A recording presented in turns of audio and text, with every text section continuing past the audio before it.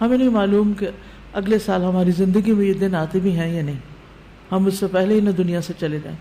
اس لیے بہت ضروری ہے کہ ان 10 دنوں کی پلاننگ کریں کہ ہم نے کیا کیا کرنا ہے. صرف وہ کام کافی نہیں جو ہم ہر روز نیکی کے کام کرتے رہتے ہیں، مثلا جو روٹین میں نوافل پڑھ رہے ہیں یا صدقہ خیرات کر رہے ہیں یا اور نہیں، مزید بھی کرنا ہے. صحابہ ان دنوں میں انتھک محنت کیا کرتے تھے. سعید بن جبیر ذی الحجہ کے 10 دن داخل ہونے کے بعد عبادت میں بہت زیادہ کوشش کرتے تھے، حتیٰ کہ وہ اتنی محنت کرتے کہ لگتا کہ وہ اس کی قدرت نہیں رکھتے، یعنی اپنے آپ کو اتنا تھکا دیتے کہ لگتا کہ بس اب اس سے زیادہ کچھ کر نہیں سکتے، آخری درجے تک. اب نیک اعمال میں سے افضل عمل جو ان دنوں کے لیے پسندیدہ ہے وہ اللہ کا ذکر ہے.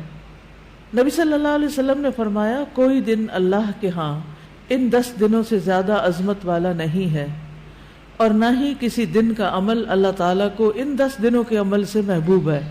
یعنی نہ دن ان دنوں سے افضل ہے اور کوئی اور عمل اس سے افضل نہیں. بس تم ان 10 دنوں میں کثرت سے لا الہ الا اللہ، اللہ اکبر اور الحمدللہ پڑھو، یعنی تحلیل، تکبیر اور تحمید. اب اس کے لیے یہ جو کلمہ نا سبحان اللہ والحمدللہ ولا الہ الا اللہ واللہ اکبر، یہ ان تینوں کلمات کا مجموعہ ہے اور اس میں سبحان اللہ کا اضافہ بھی ہے.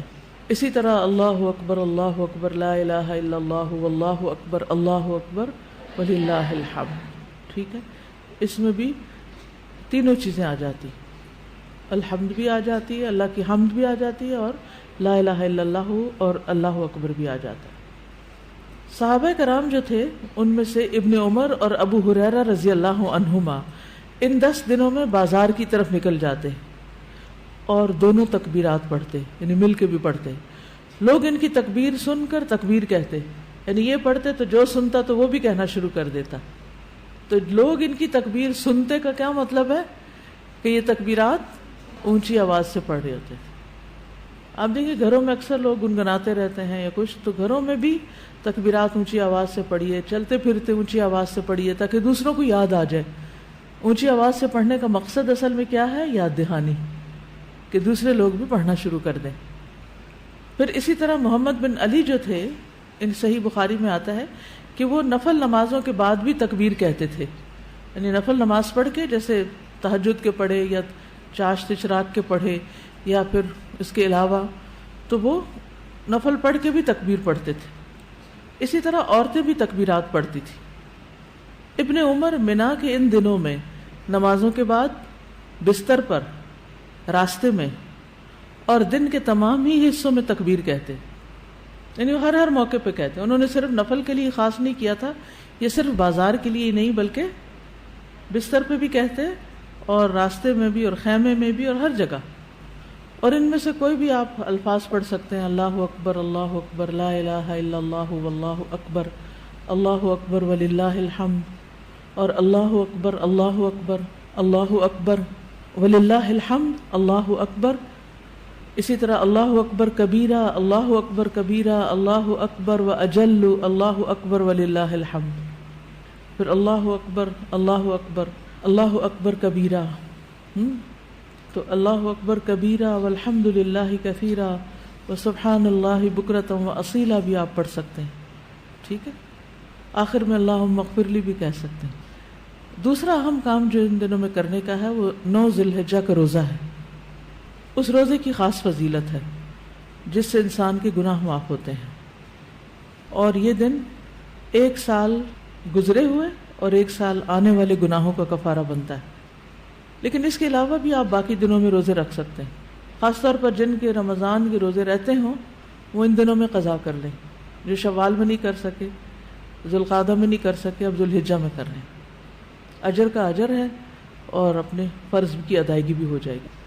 شوال کے روزے تو الگ الگ رکھنے پڑتے ہیں، لیکن یہ آپ ملا کے بھی رکھ سکتے ہیں، کیونکہ ان پہلے 8 دنوں کے روزے کو مخصوص نہیں ہے. یہ ہم نفلی روزے ثواب کی خاطر رکھتے ہیں، لیکن اگر قضا رکھ لیں تو بہت اچھا ہے. اور ان دنوں کا سب سے افضل عمل قربانی ہے. اقوال میں تسبیحات ہیں، افعال میں قربانی.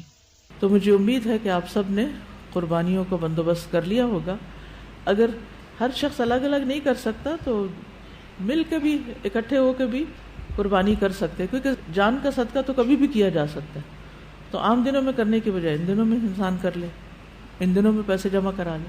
خاص طور پر غریبوں تک جو پہنچایا جاتا ہے گوشت، اس میں انسان اپنا حصہ ڈال لے.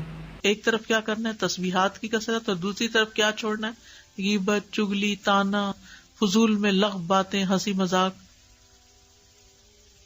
اپنے شر سے دوسروں کو محفوظ رکھنا، اپنی زبان سے دوسروں کو اذیت نہیں دینا، بدگمانی، تجسس، ٹوہ نہیں لگانا، آر نہیں دلانا، نفرت و بغض نہیں کرنا، ظلم نہ کرنا ہے نہ ہونے دینا ہے، کسی کو بے عزت نہیں کرنا، آر دلانا اور تانا دینے والی عادتوں کو چھوڑنا ہے. ٹانٹنگ، وہ جو عادتیں ہوتی ہیں نا، ان کو بھی چھوڑنا ہے. غصہ نافذ کرنے کی طاقت رکھنے کے باوجود اس کو چھوڑ دینا ہے. گالی گلوچ، بد زبانی، ان چیزوں سے بھی بچنا ہے. مسلمان کو ہر طرح کی اذیت دینے سے رکنا ہے. رشتہ داروں کی قطع تعلق ہی نہیں کرنی، ان کو منانا ہے. ظالم رشتہ داروں پر بھی مہربانی کرنی ہے. اپنے شر سے پڑوسیوں کو بچانا ہے. اپنے ایمان کی تجدید کرنی ہے. صبر اور عفو درگزر کرنا ہے. اچھا اخلاق اختیار کرنا ہے. اول وقت پہ نماز پڑھنا ہے. قیام لمبا کرنا ہے. ہو سکے تو تہجد پڑھنا ہے. روزہ رکھنا ہے. حج کے لیے تو چلے گئے ہیں لوگ، ہو سکے تو حج کرنا ہے. مالی صدقات میں اپنے اہل و عیال کی ضروریات پوری کرنا. ناراض رشتہ دار کو تحفہ دینا. اپنے بہن بھائیوں کی یا اپنے دوستوں کی ضروریات پوری کرنا. پانی پلانا. ایسا صدقہ جو خود کو محتاج نہ کرے کسی کا. ناراض لوگوں کو آپس میں صلح کرانا.